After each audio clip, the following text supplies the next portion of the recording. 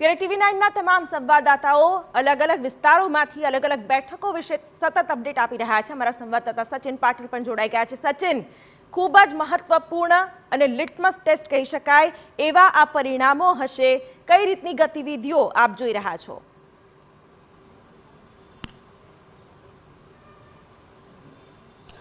શિવાની, બસ હવે 9 વાગવાનો સમય થયો છે અને મારી બરાબર પાછળ તમે જોશો તો મતગણતરી કેન્દ્ર જે છે એ મતગણતરીની શરૂઆત અહીંયા હમણાં થોડી જ વારમાં શરૂ થઈ જશે અને લગભગ 9 વાગ્યાની આસપાસનો સમય જે હતો એટલે એ 9 વાગ્યાનો સમય અને ઈવીએમ જે છે એ પહોંચી ગયા છે ટેબલ ઉપર અને ટેબલ ઉપર ઈવીએમ પહોંચી ગયા બાદ જે સાણંદ નગરપાલિકાના 63 ઉમેદવારો છે અને 7 વોર્ડ માં જે 28 લોકોને ચૂંટવાની જે પ્રક્રિયા છે જે સ્થાનિક જે મતદારો છે એમના દ્વારા કરવામાં આવી છે અને જે ભાવિ નક્કી થયું છે એ ભાવિ હવે થોડી જ વારમાં જે પરિણામો છે એ પરિણામો સામે આવશે। આ સાથે જો વાત કરવામાં આવે તો બાવળા અને બાવળામાં પણ અને ધંધુકામાં પણ જે મતગણતરી છે એમાં બાવળામાં 78 ઉમેદવારો છે અને ધંધુકામાં 60 ઉમેદવારો છે।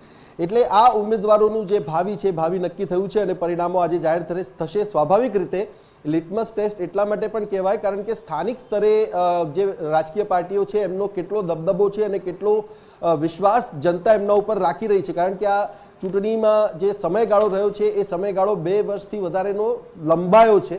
ત્યારે એ જે સમયગાળો છે સમયગાળા દરમિયાન લોકોની જે સમસ્યાઓ છે, લોકોની જે તકલીફો છે કે જે બેસિક એમ્યુનિટીઝની વાત આપણે કરતા હોઈએ ત્યારે એ બેસિક એમ્યુનિટીઝને લઈને લોકો એ જે વિશ્વાસ મૂક્યો છે કોના પર મૂક્યો છે કારણ કે મોટાભાગની જે નગરપાલિકાઓ રહી છે ભાજપ હસ્તક રહી છે।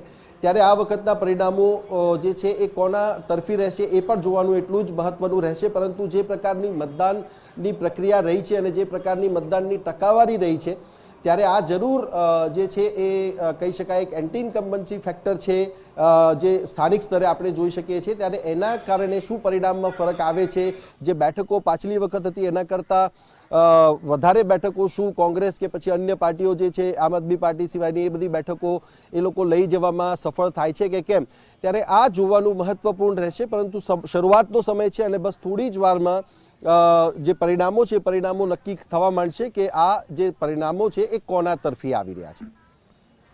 બિલકુલ, તો જૂનાગઢ મનપાની પણ બેઠકો પર જે પણ રસાકસીનો જંગ રહ્યો તેના પણ વાત કરીશું।